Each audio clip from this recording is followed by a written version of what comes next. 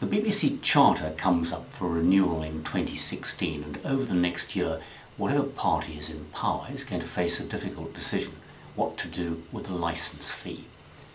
As the BBC's many critics argue, it is peculiar to levy a tax, £145 a year, on virtually every household to pay for an old-fashioned terrestrial broadcaster in the internet age.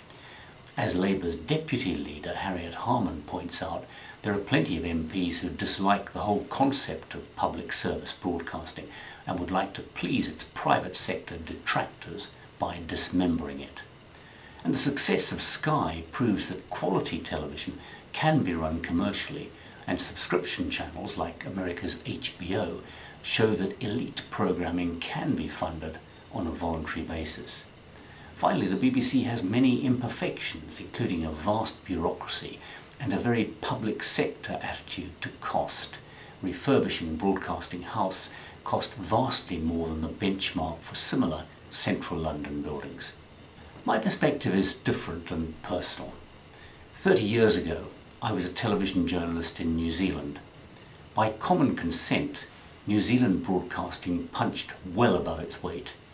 It reported extensively on local and global issues, covering sport and the arts with equal flair. It was internationally regarded as being on a par with its foreign counterparts, to whom it exported both programming and talent. I was one of those who urged the full-scale commercialisation of public service broadcasting in the 1980s, and successive New Zealand governments did precisely that, welcoming a plethora of advertising-driven channels and abolishing the licence fee. I was wrong. Today, television in New Zealand is what the head of America's Federal Communications Commission once described as a vast wasteland.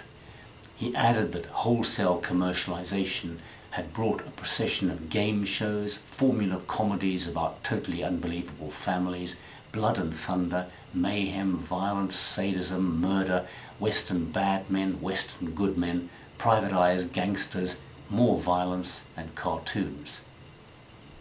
The BBC, like the British media generally, is often its own worst enemy.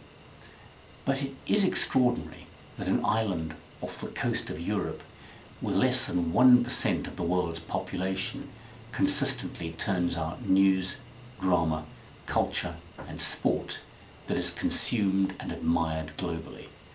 It would be tragic to put that at risk. It is very good news that Barbara Judge will be taking over as chair of the Institute of Directors in April. I met her many years ago and greatly look forward to working with her.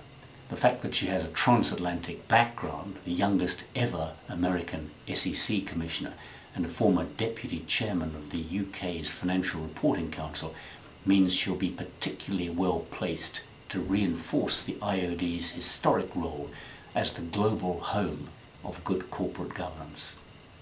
A welcome return to growth in the Eurozone has lifted the spirits of stock markets across the continent, but don't reach for the champagne just yet.